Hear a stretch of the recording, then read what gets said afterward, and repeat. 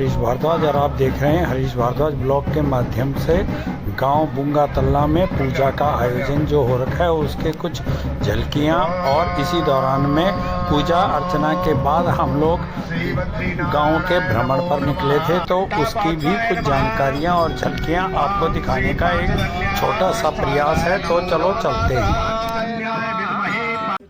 ये हमारे गांव की जो खेती बाड़ी की ज़मीन है और वो नदी के किनारे और उसके परली साइड में जो क्षेत्र है हम उस साइड में जा रहे हैं। ये जैसे ही आपको ये सीढ़ीदार खेत दिख रहे होंगे, लेकिन ये झाड़ियों की वजह से पूरी तरह क्लियर नज़र नहीं आ रहे हैं। और ये कभी किसी ज़माने में जब हम छोटे थे तो उस टाइम पे हमारे माता पिताओं ने इस क्षेत्र में पूरी खेती की है। और जो रास्ते कभी सुंदर और पक्के हुआ करते थे, अब लोगों की कमी की वजह से और मेंटेनेंस की कमी की वजह से यहाँ पूरे झाड़ झंकार हो चुका है। और इस रास्ते पे जगह जगह पे पत्थर वगैरह टूट पड़े हैं और जो पहाड़ियाँ हैं, जो साइड में दीवारें हैं, वो सब टूट के नीचे गिरी पड़ी हैं, जिसकी वजह से कि पूरा क्षेत्र ओबड़ खाबड़ और अव्यवस्थित ढंग से हो गया है। और जो रास्ते हैं वो सब झाड़ियों की नीचे दब गए हैं या टूट कर, देखो ये पत्थर किस तरह से पड़े हुए हैं, ये सब नुकसान हो चुका है। और इस समय दिन में भी इनके नीचे, झाड़ियों के नीचे कई प्रकार के जीव जंतु और जो जंगली जानवर हैं जो कि आदमी को नुकसान पहुंचाते हैं, वे भी इसके अंदर नीचे छुपे रहते हैं।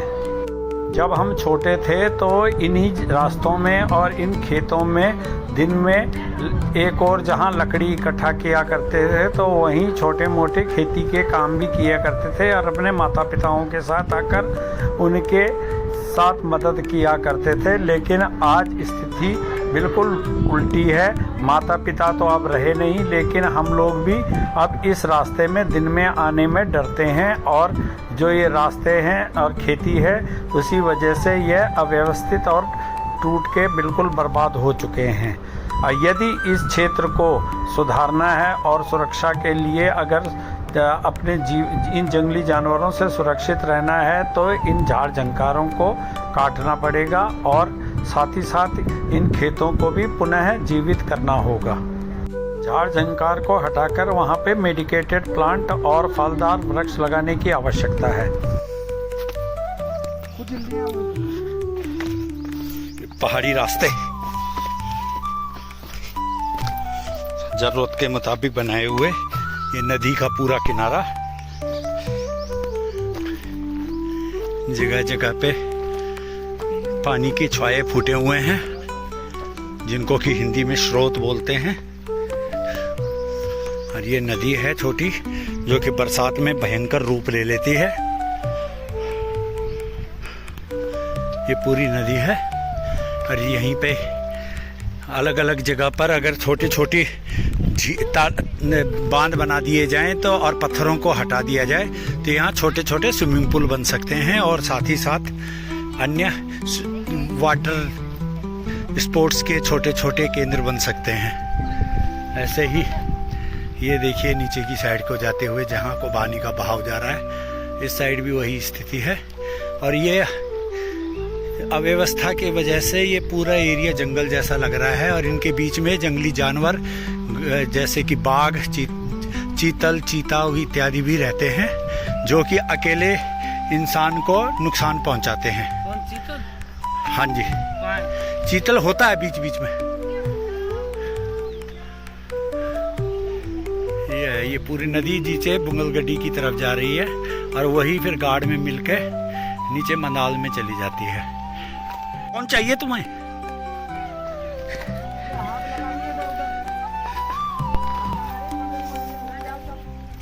ये सारे रास्ते अभी ओवर खावड़ हो चुके हैं। देखिए पथरीले रास्ते, क्योंकि गांव उत्तराखंड के गांवों में जो लोग हैं जो पलायित हो चुके हैं और कभी ऐसे ही छोटे मोटे फंक्शनों में, शादी ब्याहों में या पूजा के अवसर पर आते हैं। पर यह है कि लोग अब धीरे धीरे बहाने ढूंढ रहे हैं आने के और अपने होम स्टे बनाने के विचार बना रहे हैं। और ये चीज़ें जो हैं उत्तराखंड को रिवर्स पलायन की ओर ला रही है। और ये सामने गांव तल्लाबूंगा, ये है आधा गांव इस साइड में है और आधा गांव उस साइड में है, दो हिस्सों में बटा हुआ है। और ये नीचे सामने खेत दिख रहे हैं, जो ये सब खेत गांव वालों के ही हैं। और यहाँ कभी धान लगाई जाती थी, जो कि अब पानी की नदी गहरी होने की वजह से और अन्य कई कारणों से नहीं लगती। और ये जहाँ आजकल ये पूरी घास झंकार हो रखी है, ये इस एरिया में भी पूरी खेती होती है। बात यह है कि इस क्षेत्र के लोग तो पलायन करके शहरों की तरफ गए हुए हैं, चाहे वो किसी भी कारण से गए हैं, किंतु जो मैदानी क्षेत्र के अन्य राज्यों के लोग हैं, जो कि जैसे हरियाणा, पंजाब इत्यादि के लोग हैं या उत्तर प्रदेश के लोग हैं, वे यहाँ ज़मीन खरीदकर यहाँ व्यवसाय करना चाहते हैं और यहाँ के लोग यहाँ रहना नहीं चाहते। तो ये सबसे शर्म की बात है। यदि वे लोग यहाँ रह सकते हैं और व्यवसाय कर सकते हैं, तो यहाँ के निवासी क्यों नहीं, यह सोचने की बात है। ये गांव का जंगल शुरू हो गया है जी, और यहाँ इस जंगल की ओर आपको दिखाई दे रहे होंगे नज़ारे, और इसी में हम जा रहे हैं पहाड़ों में अपनी पुरानी यादों को ताज़ा करने के लिए, जिससे कि हमें जो बचपन की यादें हैं वो अपनी मेमोरी में पुनः विकसित हो सकें। और इस क्षेत्र में बचपन में जब हम आते थे तो उस दौरान में यहाँ हम कई ऐसे फल फूल हैं जो कि हमारे लिए सेहत का काम करते थे और पौष्टिकता का काम करते थे, तो उनके वृक्षों को भी देखने जा रहे हैं।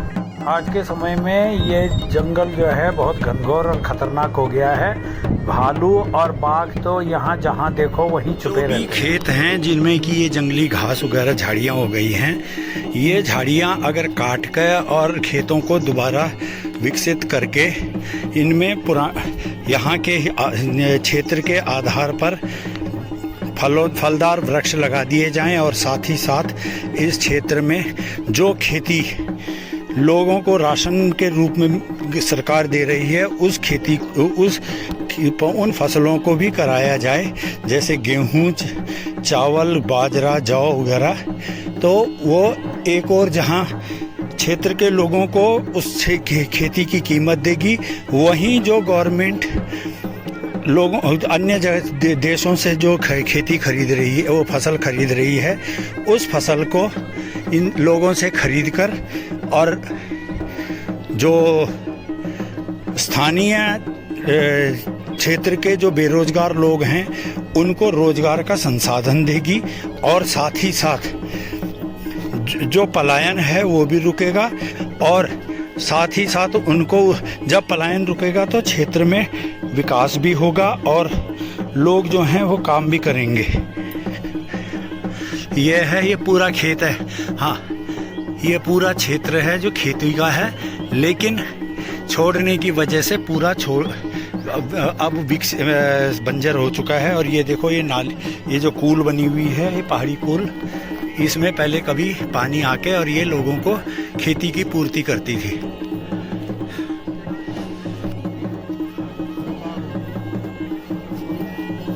ये सामने गांव का मृगम दृश्य, और नीचे गाड़ियां खड़ी हैं, जो लोग पूजा के लिए गांव में आ रखे हैं उनकी गाड़ियां हैं। और ये पूरा क्षेत्र जो है बूंगा तल्ला का क्षेत्र में आता है। ये देखकर कि खेती जो है ये बंजर हो गई है और ये बर्बाद हो रही है, बड़ा दुख होता है। और ये चौड़ा देखिए यहाँ पर कितना चौड़ा तप्पड़ है, और यहाँ पे आराम से होम स्टे वगैरह इत्यादि कुछ ऐसे कार्यक्रम हो सकते हैं। या इन क्षेत्रों को विकसित करके सरकार जो है इस क्षेत्र में स्थानीय लोगों के लिए कोई सरकारी स्कूल या वैसे कुछ हॉस्पिटल इत्यादि का निर्माण कर सकती है, या केंद्रीय विद्यालय वगैरह का गठन करवा सकती है, जिससे कि आए दिन हम लोग जो दूर दूर जो पलायन करके बच्चे पढ़ाने के लिए भेज रहे हैं वे इसी क्षेत्र में आ। यदि सरकारों को अपने इन पहाड़ों में लोगों को वापस लाना है तो उसके लिए स्वास्थ्य सुविधाएं और जो वे कृषि उत्पादन करेंगे उसके लिए मंडियां बनाने की आवश्यकता है और उनसे उन उत्पादों को खरीदकर देश के अन्य हिस्सों में भेजने की आवश्यकता है। सरकारों को चाहिए कि जो ये घास झाड़ी फूल वगैरह हैं इससे क्या उत्पादन बंद हो सकते हैं, जैसे टोकरियां इत्यादि बनाने का, तो ये स्थानीय लोगों को प्रशिक्षण देने की आवश्यकता है जिससे कि वे इन झाड़ियों से और घास फूस से स्थानीय उत्पाद बनाकर देश के अन्य हिस्सों में बेच सकें। साथ ही इन खाली खेतों में और पहाड़ी हिस्सों में जहां धूप आती है वहां सोलर प्लेट और अन्य विंड टरबाइन इत्यादि लगाने से बिजली उत्पादन भी किया जा सकता है और उससे स्थानीय लोगों को जो धन प्राप्ति होगी उससे उनके विकास कार्यों को करने में मदद मिलेगी। ये है जी अब जो जंगल बन चुकी है, यहाँ पहले हमारे पूर्वजों ने और हमारे माता पिताओं ने खेती कर रखी है। ये सारी ये जो ऊबड़ खाबड़ ज़मीन दिख रही है ये पूरे खेत हैं, छोटे छोटे खेत जैसे कि पहाड़ों में अमूमन होते ही हैं। और इन्हीं में ही ये देखो पक्षियों की और जानवरों की आवाज़ आ रही है जो कि हमारी वजह से छुपे पड़े हैं, दिखने रहे हैं। पहाड़ों में सड़कों की मरम्मत भी एक बहुत बड़ी समस्या है, उसका भी समाधान करने की आवश्यकता है। देखते हुए यहाँ के नज़ारे लेते हुए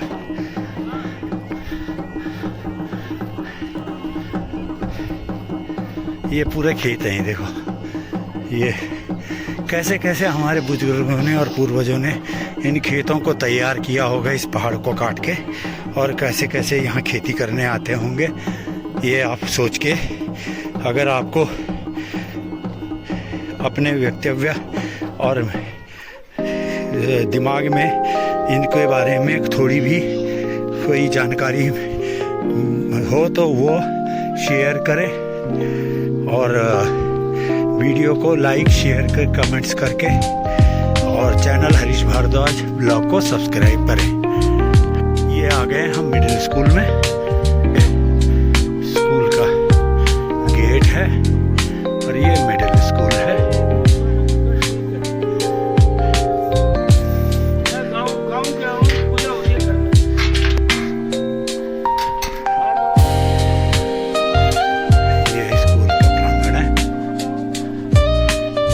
छठी 7वीं 8वीं के बच्चे जो हैं वो अपनी शिक्षा ग्रहण करते हैं और आजकल स्कूलों में छुट्टी होने की वजह से ये स्कूल प्रांगण पूरा बंद है और यहाँ सन्नाटा छाया हुआ है।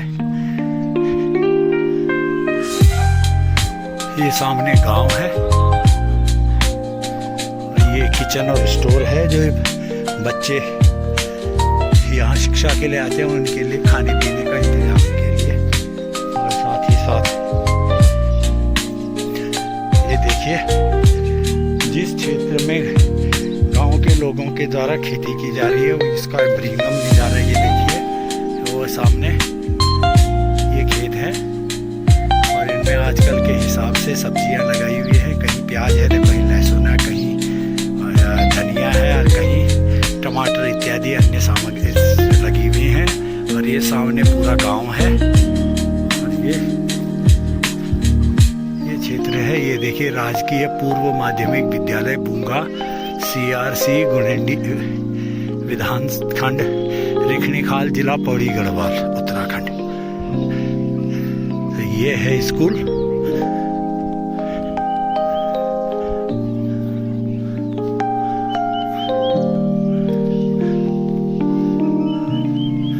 शिक्षा बच्चे कहाँ लेते हैं, बिल्डिंग के आधार पे देखने से ही पता चलता है कि इसमें कितने बच्चे आते होंगे और कितना बड़ा स्कूल है।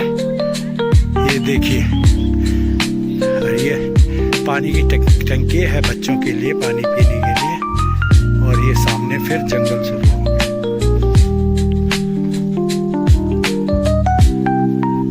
जंगली एरिया आ गया दोबारा और ये सामने मुर्गा बोल रहा है।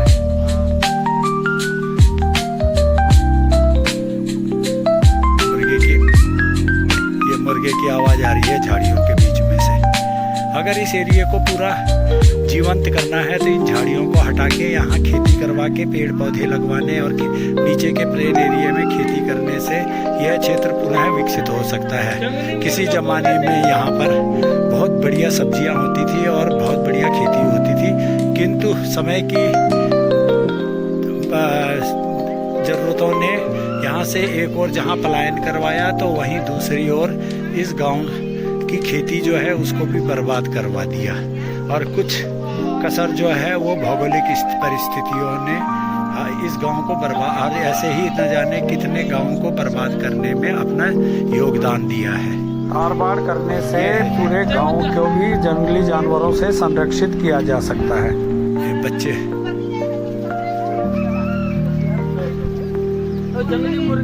ये यादगार लम्हों को वीडियो के रूप में याद करने के लिए भविष्य में कि हम अपने गांव के इस स्कूल में भी आए थे, बच्चों की फोटो वीडियो बनाते हैं।